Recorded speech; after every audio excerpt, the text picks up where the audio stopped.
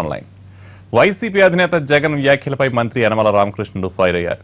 తనతో చేతులు కలపమని ప్రజలను కోరుతున్నాడు, అంటే జైలుకు తీసుకెళ్తారా అంటూ ఎద్దేవా చేశారు. కేంద్రం భారీ ప్యాకేజీ ప్రకటించింది, దీంతో భారీగా నిధులు వస్తే ప్రతిపక్ష నేతకు వచ్చే ఇబ్బంది ఏంటని ప్రశ్నించారు. ఆయనతో చేయగలపాలంటే ప్రజలందరూ కూడా, అంటే ఆయన ఎలాగ జైలుకు పోతాడు, జైలుకు పోయేటువంటి నాతో చేతులు కలిపితే ప్రజలను కూడా తీసుకుపోవాలనేటువంటి ఆలోచన చేస్తున్నట్టు బహుశా. ఈనాడు ప్యాకేజీ దాదాపు కొన్ని వేల కోట్ల రూపాయలు ఈనాడు రాష్ట్రానికి అభివృద్ధి చేయడానికి కానీ సంక్షేమ కార్యక్రమాలు కానీ వస్తూ ఉంటే ఈనాడు వద్దనవలసినటువంటి పనే ఉంది ఈ ప్రతిపక్ష నాయకుడికి.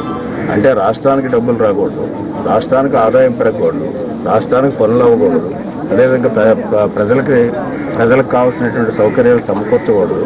అందుచేత ఒకవేళ చంద్రబాబు నాయుడు కానీ కేంద్ర ప్రభుత్వం ఇద్దరు కలిసి ఇక్కడ లక్షల కోట్లు కానీ తెచ్చినట్లయితే ఇటు పోలవరం పూర్తిగా, పోలవరం గురించి అందరికీ తెలుసు, బ్యాక్ బోన్ మన రాష్ట్ర డెవలప్మెంట్. అటువంటి పోలవరం ప్రాజెక్ట్ కానీ పూర్తి అయినట్లయితే వీళ్ళందరికీ కూడా రాజకీయ మనుగడ ఉండదు, వీళ్ళందరూ కూడా ఇళ్ళకి పోవాల్సినటువంటి వాళ్ళే. ఈనాడు మాట్లాడుతున్నారు రైతులు ఆత్మహత్యల గురించి. వాళ్ళ నాన్న 10 సంవత్సరాలు పరిపాలన చేసినప్పుడు ఆత్మహత్య